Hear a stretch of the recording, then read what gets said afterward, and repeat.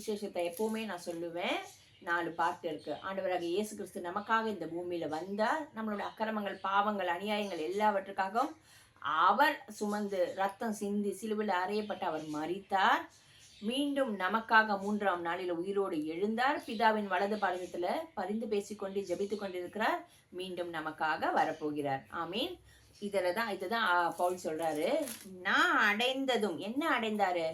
ஆண்டவராகிய இயேசு கிறிஸ்துவ அந்த ரட்சிப்பை அடைந்து அந்த சுவிசேஷத்தை சொல்ற அந்த பாக்கியத்தையும் ஸ்லாகியத்தையும் அடைந்து உங்களுக்கு நான் பிரதானமாக ஒப்புவிக்கிறது என்னன்னாக்க என்ன நான் சொல்றேன் அப்படின்னாக்க ஒரு கட்டளையா ஒரு அட்வைஸா நான் உங்களுக்கு என்ன உங்களை நம்பி ஒரு பொறுப்பு கொடுக்குறேன்னாக்க இயேசு கிறிஸ்து வேத வாக்கியங்களின்படி நம்ம எல்லாரோட பாவத்துக்காகவும் தான் அவர் மரித்தார் அப்படிங்கிறது தான் அவர் சொல்றார்.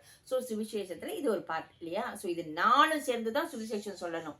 ஸோ இந்த மரித்தார்ங்கிறது எதுக்காகனா அவர் அக்கிரமம் செஞ்சதுனாலயோ பாவம் செஞ்சதுனாலயோ இல்லை, நம்ம எல்லாரும் ஆண்டவராக இயேசு கிறிஸ்துவை தவிர இந்த பூமியில பிறந்த அத்தனை மனிதர்களும் என்னவா மனுக்குலம் பாவத்தினால் நிரம்பினது, பாவம் செஞ்சது, பாவத்துல தான் பிறந்தது.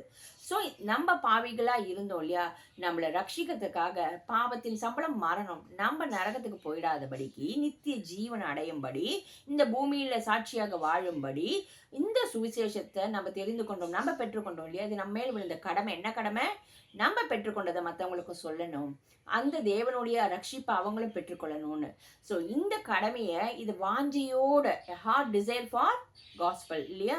உங்களோட அந்த இருதயம் சுவிசேஷத்தை சொல்றது வாஞ்சியோட இருக்கும். உங்க இருதயம் வாஞ்சிக்கணும், தாகத்தோட இருக்கணும். ஸோ இதை நீங்க சொல்லணுங்கிறதா பவுலப்பஸ் என்ன சொல்றாரு? இது பிரதான கட்டளையா கொடுக்குறாரு. ஆமீன். கட்டளைங்கிறத விட என்ன சொல்றது? அவர் சொல்றது ஒப்புவிக்கிறது என்னன்னாக்கா, நான் உங்களை நம்பி உங்ககிட்ட கொடுக்குறேன். அவர் கட்டளைங்கிற அந்த இடத்துல சொல்லல, ஒப்புவிக்கிறேன். நான் உங்ககிட்ட ஒப்புவித்தது என்னென்ன பிரதானமாக ஃபர்ஸ்ட் இம்பார்ட்டண்டா நான் உங்ககிட்ட கொடுக்குற ஒரு முக்கியமான ஒரு மிஷன் என்னன்னாக்கா, இந்த சுவிசேஷத்தை நீங்க சொல்லணும் அப்படின்னு. ஆமீன்.